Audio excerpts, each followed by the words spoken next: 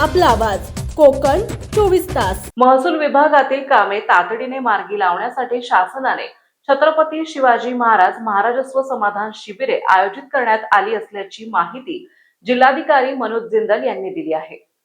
नमस्कार।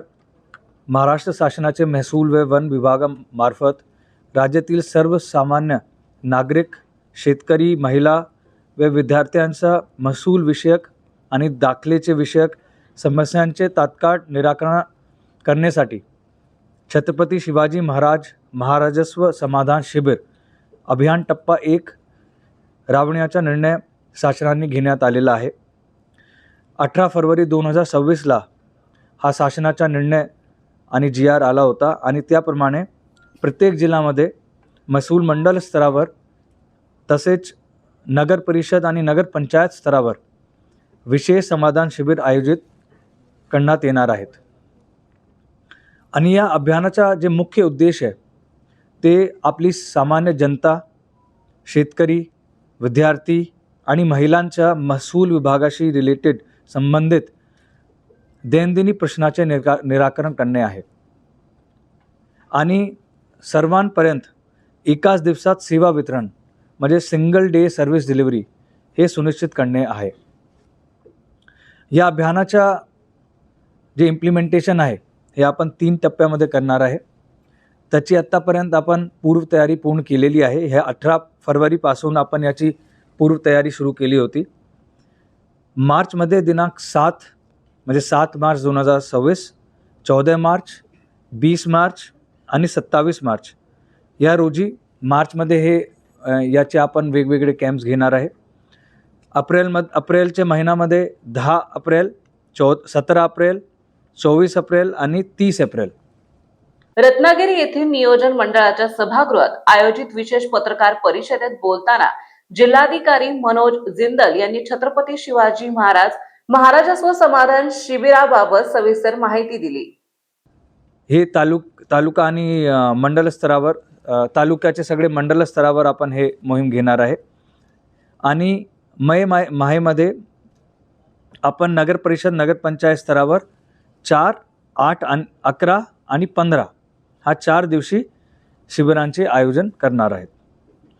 रत्नागिरी जिल्ह्याचे 9 तालुक्यामध्ये 83 मंडल स्तरावर हा अभियान आपण राबवणार आहे आणि याची सगळी माहिती सगळी तयारी तहसीलदार आणि प्रांत स्तरावर पण करण्यात आलेली आहे।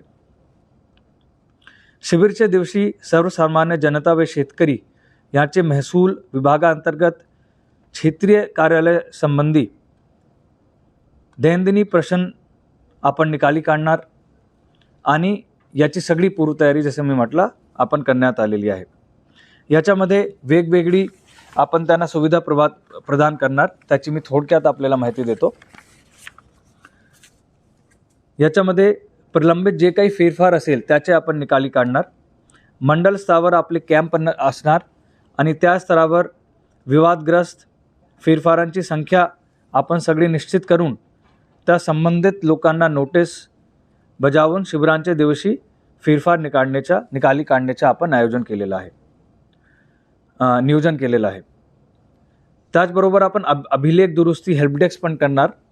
तो 7/12 मध्ये जे काही चुका संदर्भात अर्ज असेल ते स्वीकारून आवश्यक पेपरवर्क कागदपत्रांची तपासणी करून त्रुटी काढून त्याची डिजिटल नोंद घेऊन आणि 8A जे फॉर्म असतो आपला त्याच्यावर पण तत्काळ त्यांना निराकरण करून त्याचं नियोजन पण केलेलं आहे।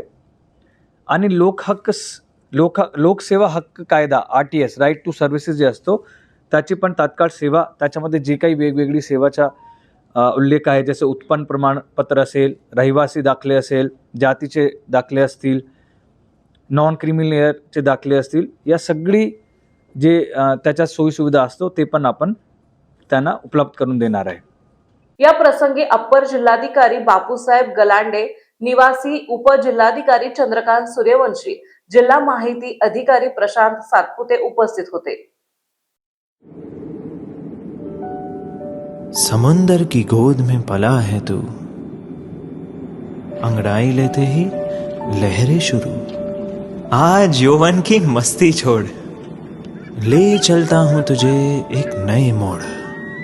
आजा, तुझे माँ पुकारे अब। छेड़ देते हैं बीच से कुछ शरारत हंसी, गले लगा ले उसे ए फकीर।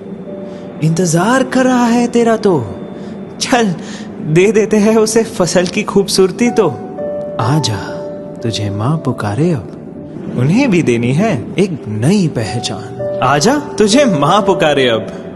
फिनोलेक्स पाइप्स पहुंचाए पानी को अपनी माँ के पास।